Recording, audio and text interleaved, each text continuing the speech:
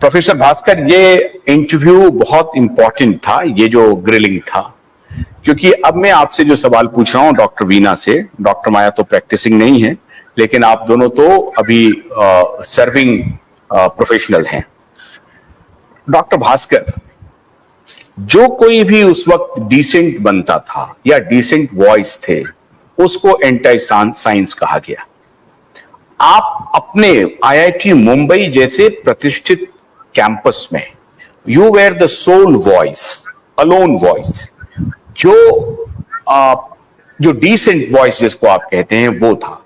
Rather you were with the science, लेकिन आपको anti science कह करके, क्या आपके सहयोगी, आपके स्टूडेंट या आपके एडमिनिस्ट्रेशन ने आईआईटी मुंबई में आपके साथ कैसा व्यवहार किया? It's a very pointed question. देखिए, मुझे आईआईटी मुंबई में मैं ये बोल सकता हूँ कि अपोजिशन भी ज़्यादा नहीं था, सपोर्ट भी ज़्यादा नहीं था। लोग मुझे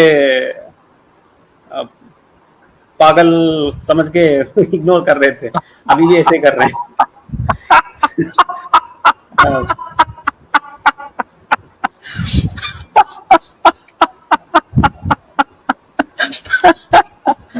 तो लेकिन जी आगे बोलिए। मैं एक और Indian scientist for response to covid करके एक ग्रुप में मेंबर था। उसमें कई सारे पर्सनल अटैक्स हुए थे, और 2022 में उन्होंने मुझे वो उस ग्रुप में निकाल भी दिया, मतलब सेंसरशिप कर दिया। उसका कोई कारण नहीं बताया गया। वही जो सब मैं नैरेटिव के अगेंस्ट जो बोल रहा हूँ वो उनको सह नहीं पाए, ऐसा भी हुआ था। सेंसरशिप सिर्फ एंथनी फौची ने नहीं किया, कई सारे लोगों ने किया, और ऐसा हुआ था। इनको जो पूछा जा रहा है, पूरी दुनिया में जो सेंसरशिप के जनक के रूप में माना जाता है, उसमें this man played a very pivotal role. वैसे तो बिल गेट्स फाउंडेशन पूरा काम में लगा हुआ था और बहुत सारे लोग लगे हुए थे इस पूरे काम में, लेकिन इस व्यक्ति को माना जाता है कि चूंकि ये साइंस एनआईएच का डायरेक्टर था, हेल्थ एडवाइजर था अमेरिकी प्रेसिडेंट का, और एक ब्यूरोक्रेट भी था, एक साइंटिस्ट भी रहा है ये, तो इनको ये माना जाता था कि मोस्ट पावरफुल, हाईली पेड ये प्रोफेशनल थे अमेरिकन गवर्नमेंट में। तो ये व्यक्ति जो कुछ भी कहता था उसको एक कानून की लकीर मान करके लोग चलने लगते थे। तो आपको लग रहा है कि भारत में पूरा ब्लाइंड फॉलोअर हो गया इंडियन मेडिकल एडमिनिस्ट्रेशन, ये डब्ल्यूएचओ का और अमेरिकी जो भी प्रोटोकॉल आता था उसको ब्लाइंडली फॉलो कर रहा था? हाँ, बिल्कुल बिल्कुल। मैं एक उदाहरण बता रहा हूँ ना।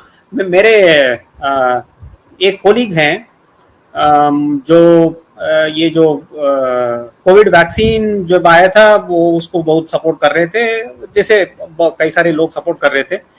मैं उनको 2022 के एंड में पूछा था, तो उस समय आप सपोर्ट कर रहे थे, ये कैसे पता हो सकता है कि ये जो वैक्सीन जो है प्रेग्नेंट लेडीज के लिए सेफ है, ये कैसे 7 महीने में पता हो सकता है? मैंने ये क्वेश्चन पूछा उनको, तो उन्होंने बताया ये हो सकता है, सीडीसी ने बताया। तो क्या बोला बताइए? तो आपने क्या बोला? ब्लाइंड फेथ रखते हैं, अपने खुद के दिमाग यूज नहीं करते हैं, कॉमन सेंस यूज नहीं करते हैं।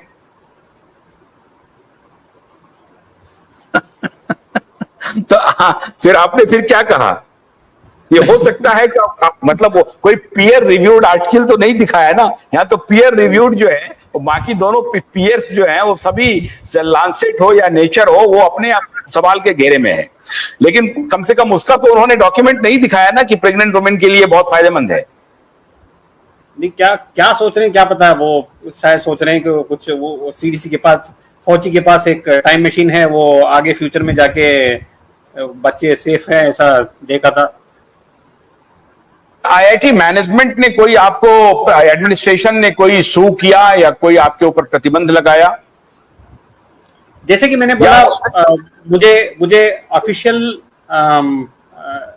ऑफिशियली सपोर्ट भी नहीं मिला और अपोजिशन भी नहीं था। मतलब वो लोग मान के बैठे हुए थे कि ये पागल है। तो कुछ लोग आपके प्रति सिंपैथाइज कर रहे थे कि चलो ये पागल है, जो बोलते हैं कोई बात नहीं है, और एडमिनिस्ट्रेशन मान के बैठा हुआ था कि ये इनको कुछ पता नहीं है, पागल हो चुके हैं। कुछ लोग तो सामने मिलते हैं तो बोलते हैं कि जो बोल रहे हो वो सही लग रहा है, ऐसा बोल रहे थे। लेकिन क्या बोल रहे हैं वो, आप क्या बोल रहे हैं? मतलब मैं जो भी बोल रहा था कि पहले 2021 में तो ये स्कूल बंदी के लिए एफर्ट चालू था।